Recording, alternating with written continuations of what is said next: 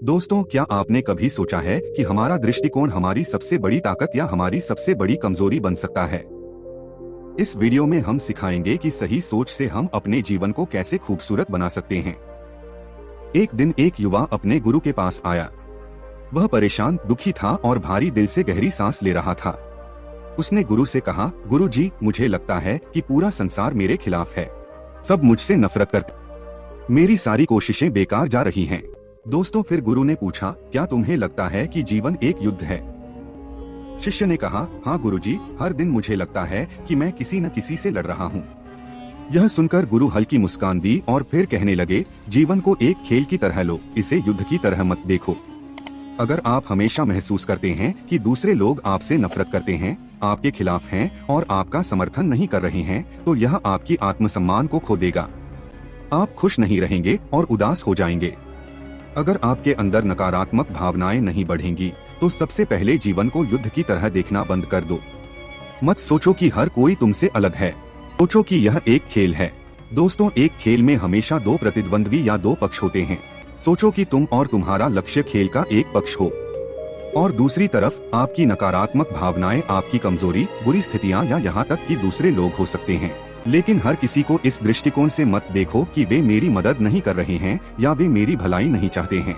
यह दृष्टिकोण जो हमारे जीवन में है कि केवल मैं अपनी भलाई के बारे में सोच रहा हूँ, इस दृष्टिकोण को बदलना आवश्यक है, क्योंकि जिस तरह से आप दुनिया को देखते हैं, दुनिया आपको उसी तरह देखती है। दोस्तों, अपने विचार, हमारी अपनी भावनाएं, हमारी अपनी ऊर्जा को हमारे जीवन में वापस प्रतिबिंबित करती हैं। इसलिए सबसे महत्वपूर्ण बात जो आपको सीखने की आवश्यकता है, वह यह है कि आपको अपने ध्यान और अपने जीवन को अपने लक्ष्य की ओर केंद्रित करना होगा। हर बार यह न सोचें कि दूसरे हमारे साथ क्या कर रहे हैं।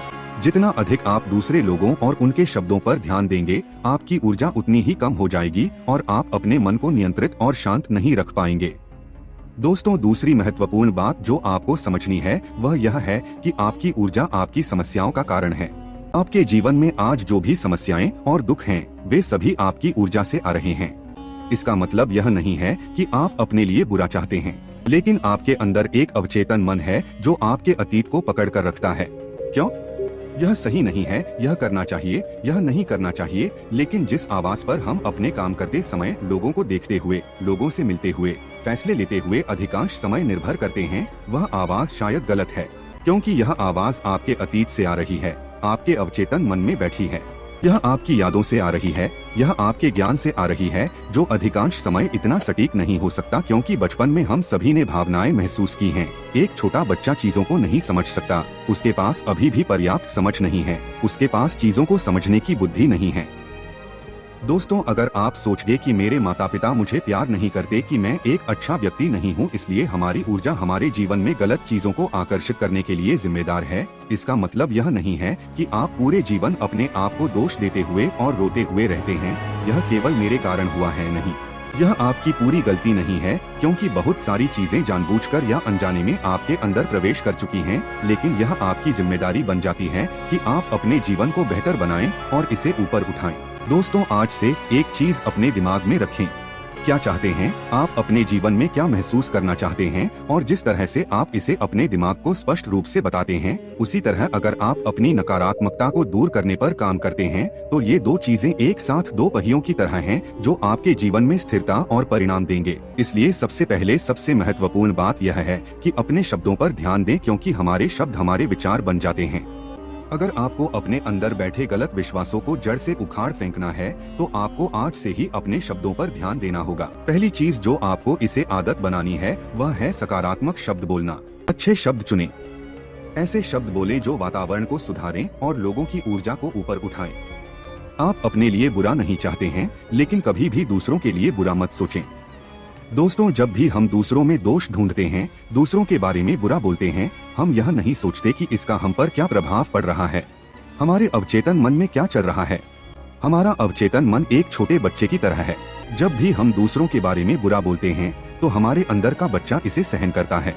वह डर जाता है और महसूस करता है जैसे कि हम वह माँ हैं जो अपने बच्चों को गाली दे रही है, उन पर गुस्सा हो रही है, उन्हें यातना दे रही है।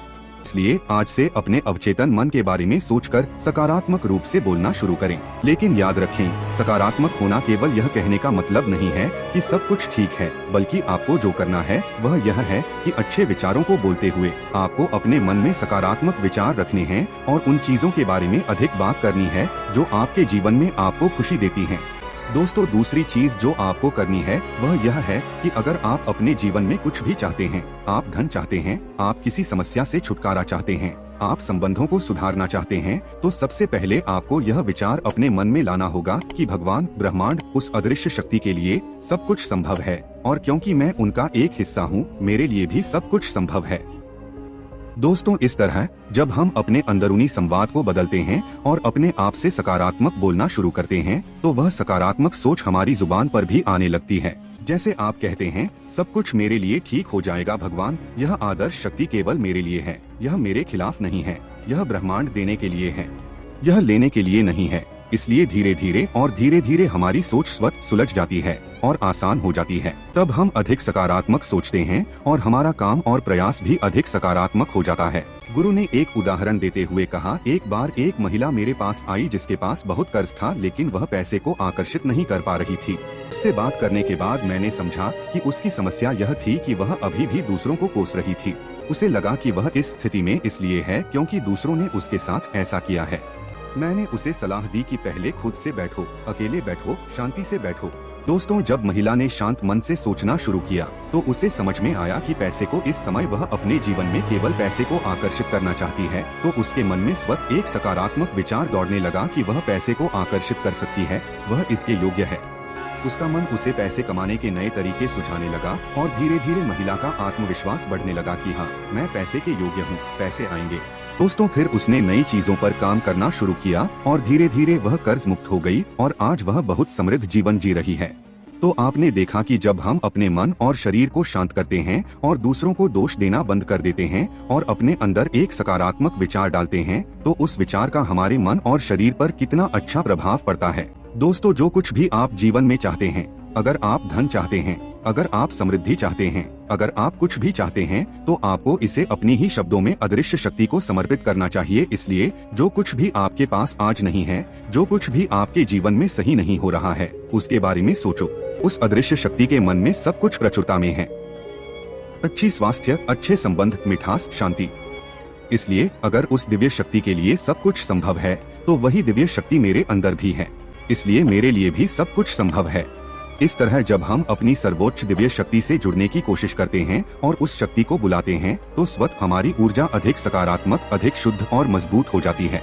तो दोस्तों, आज से ही आप इस प्रार्थना को दोहरा सकते हैं कि सब कुछ दिव्य शक्ति के साथ संभव है। मेरे जीवन में भी मेरी स्वास्थ्य अच्छी है, मेरे संबंध अच्छे हैं, मेरा जीवन खुशहाल और समृद्ध है। जब आप इस तरह से बोलना शुरू करेंगे, तो इसका आप पर भी बहुत सकारात्मक प्रभाव पड़ेगा।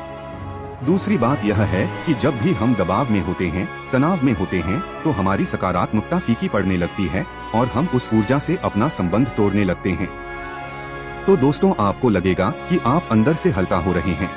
जब आप वास्तव में उस चीज से जुड़ने में सक्षम होंगे, तो आप महसूस करेंगे कि आपके अंदर भगवान है, दिव्य शक्ति है और यह शक्ति हर तरह से पूरी है, यह सक्षम है, इसमें कोई समस्या नहीं है। तो जब आप अपनी समस्या उस शक्ति को सौंपते हैं, तो स्वतः आप बहुत हल्का महसूस करेंगे और आपकी रात की नींद भी बहुत अच्छी हो जाएगी। इसलिए अगर आप हर दिन शांति और हल्का महसूस करना चाहते हैं और रात को अच्छी नींद लेना चाहते हैं, तो आज से सोने से पहले अपनी सभी समस्याओं को भगवान को सौंप दें। लेकिन इसका मतलब यह नहीं है कि आपको प्रयास नहीं करना चाहिए और प्रयास करना बंद कर देना चाहिए। अगर आपके पास कोई योजना है या जो भी प्रयास आप कर सकते हैं। अगर आपको यह वीडियो पसंद आई हो तो वीडियो को लाइक करके हमारे चैनल को सब्सक्राइब करना ना भूले। धन्यवाद।